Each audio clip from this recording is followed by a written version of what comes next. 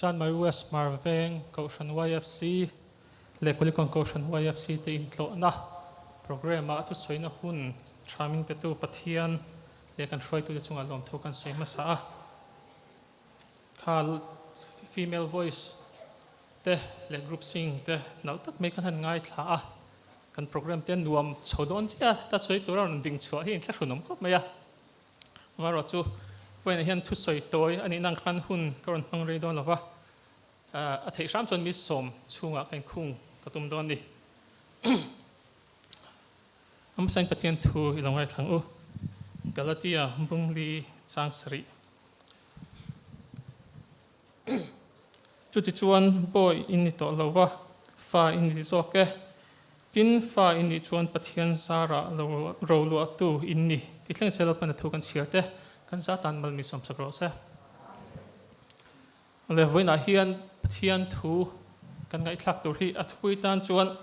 tunge in ni ti ka handa i short film kan siam se ka thupui kha chu tunge kan ni ti an ya khanin ka join ang lo do ka he zona hi o kan soi do pop minga hun tle min kal do to wangin he zona hi han in zo don taila a chan na tur tam tak theyanga amar chu voin chonnuwa hi chuan kan ni na poimo tak mei pakhat chia toy te ron soi ka tum do na chuan chu kan ni na chu kan ram le kan nam ti dam le tu te hi ke ni YFC member te kan ni ti hi kan lo chin chia do nia i chumi thu han ngai thlak chuan alo zam mai thea tlem alo zam ru te pok kan lo mai thea amaro chu zam lo turin ka hril chewa kan cha du chewa chu soi hi uluk takin lo ngai thlola lo zam do kan pokhan ti khang kan soi tu ani i thu dik ni si amaro chu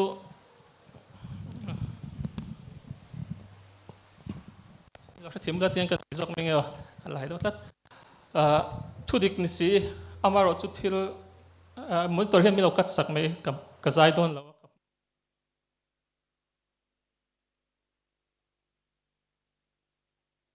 le pom har kan ti chu kan ram hi adam lo ani kan ram hi adam lo mai ni lovin zualam panga panzel ti la kan soi sual lowang tuna kan secretary in ars on soitak i Chan Maruas Marveng secretary zokin aron soitak khan i tun patun thotan zana khan upalal nun pu ya sel kaltlangin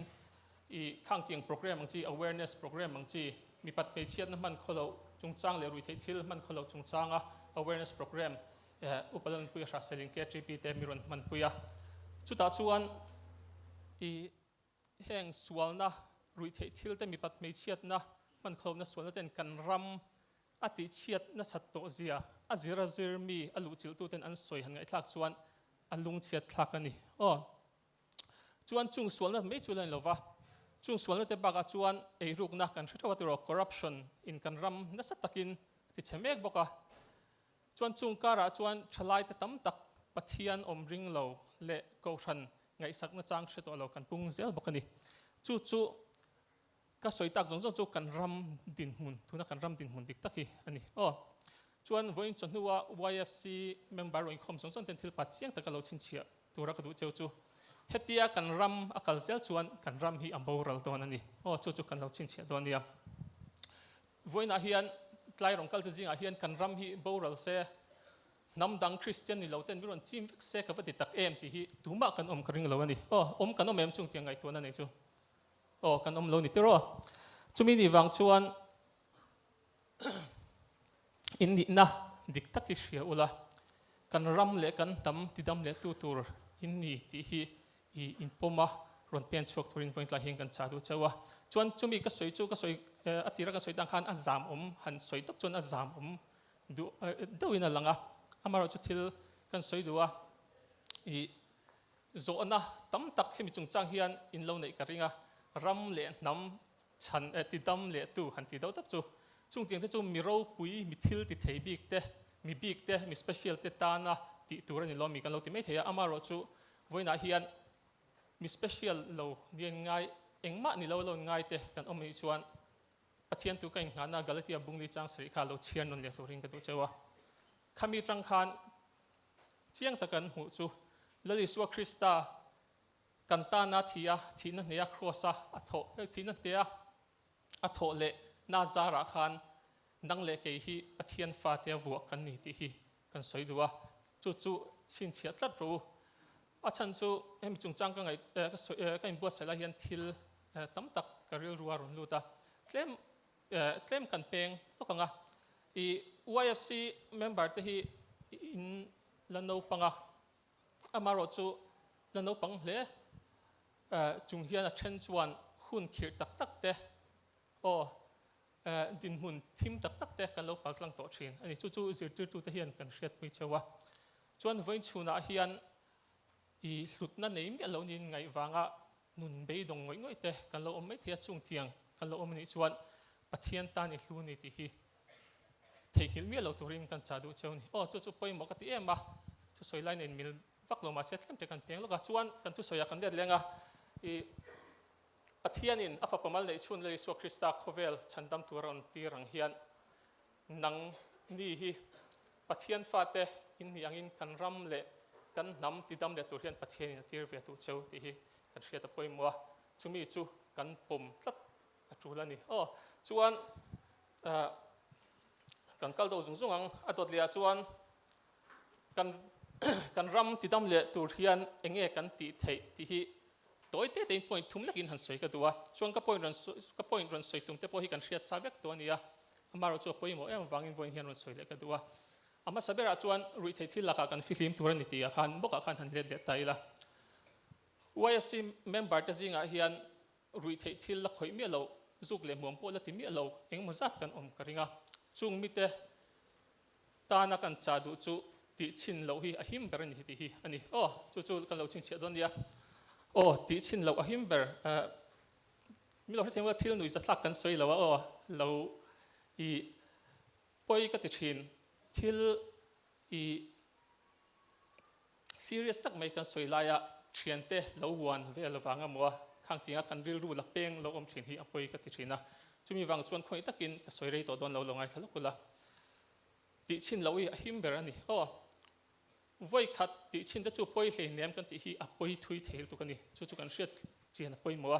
chuan chumi paka chuan rui thei thil emo zuk le mom te lo khoi ve zo to kan lo mani pon a poi main sim turani chu kan hriat a poi mo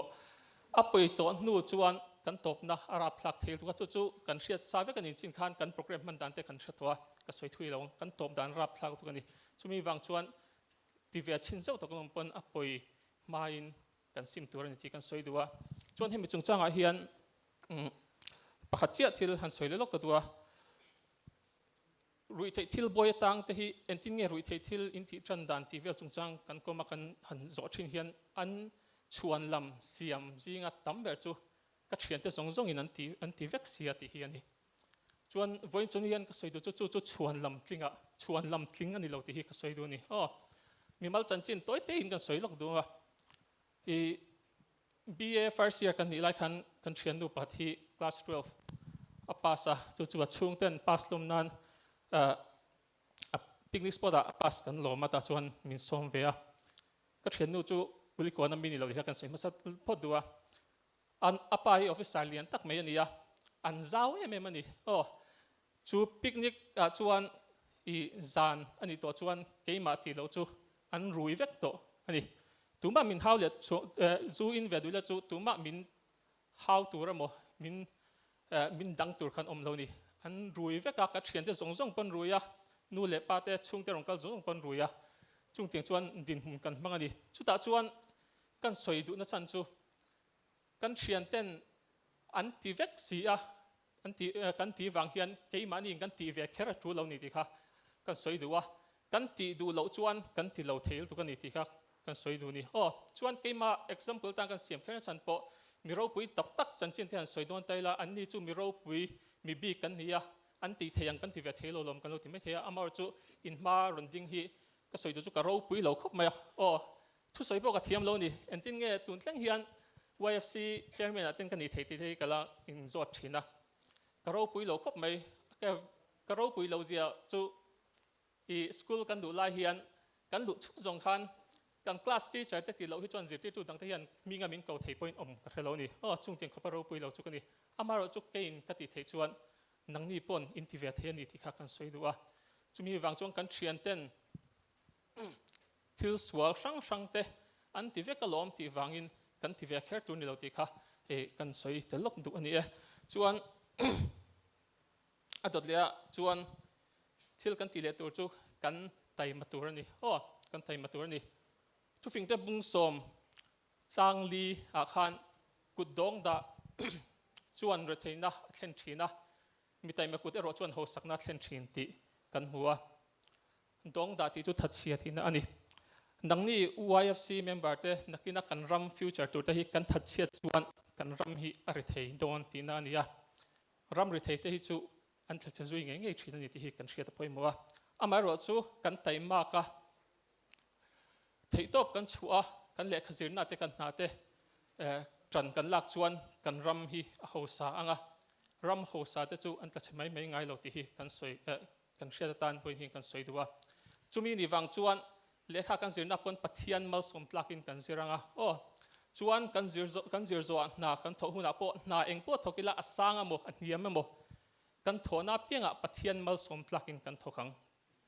chu poimol to kani i khovel nga yan na tiam do kan lo thokani point thil pat kan soi do chu na tiam do kan lo thokani point pathian mal som tlaka taimata ka kan tho chuan tuman an husit lawang cheu ti kha kan soitel tu chu kan lo chin chia don ya minute hun tlem kan ning ka sia ato ber ta kan tur nga to ber tan chuan apoi mo ber chu ring to piang thar dik tak kan ni turani atira ka soitang khang ka point soi tur hi kan hriat sarve kan ya thil thar ka soi lawa amar chu hi apoi mo ti kan hriat apoi mo ti kan hriat apoi mo ema kan soinon le a kan ram hi he khovel ngain changkang tak kan rulo changkang le ma se he khovel ngaya aro pui thiang bein ma lo son poni maila tharau thiang hlim chen chil na kan chan si lo chuan kan ram hi chim ralin kan lom don tho ala bo ral don tho ti kan hriat poi mani ma ka soi chia tai mak na te khang ting kha thal tu amaro chu pathian tel lo chuan om jian nei don lo ti hi kan hriat poi mo tharau thiang limin tu tenge apol thin kan ti chuan piang thar dik tak te apol thin ani Christian kan iwanga rongbol tu kan iwanga YFC member kan iwanga piang thar ngai ver ngot ten lovin piang thar dik tak tharau thiang limin pol thin ti kan hriat poi mo chumi tur chuan kan nun in en fel uti kha kan soi du ani chuan a top ber na tan tak tak chuan Timothea thon khat bungli chang som pani kan en chuan ino bang na tu man ngai nep su se thu soi ko nga te che ko nga te thiang hlim na ko nga te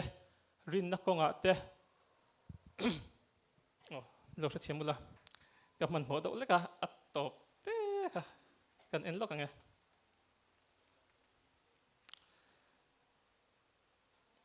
rin na ko nga te thiang hlim na ko nga te ring tu te ko mu tu ni zel ro u ti kan mu a chu ta chuan kan soi tu chu hei hi ani kan ram te kan nam te tidam le tur hian kan upat hun hi ingak lawng u ti kan soi tu a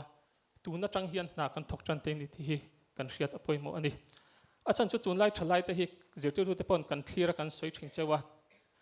in changkang to ema in finga in fel boka telen tin nei tha ema ni nang maniang rual kan ni lai hi kan soi thina zirtu tu te hian enga ma hian kan tluk to lo cheu ni dik tak chuan chung tiang khop chuan telen tin nei tha chuan in du pot chuan vein rong kal khom te hian in du pot chuan thil ro pui tak in ti the ani nang ma ni in be sei le in rin ai bak ro pui hin ti the ni chu kan hriat a poi mo a chumi ni wang chuan i kan no pang na te ngai nep lovin tu na tang hian kan ram le kan nam ti dam le tur hian ke i pen nang u ti kha toy te kan soi ani lalpan thu kan soi te kan za tan mal mi som sa ro se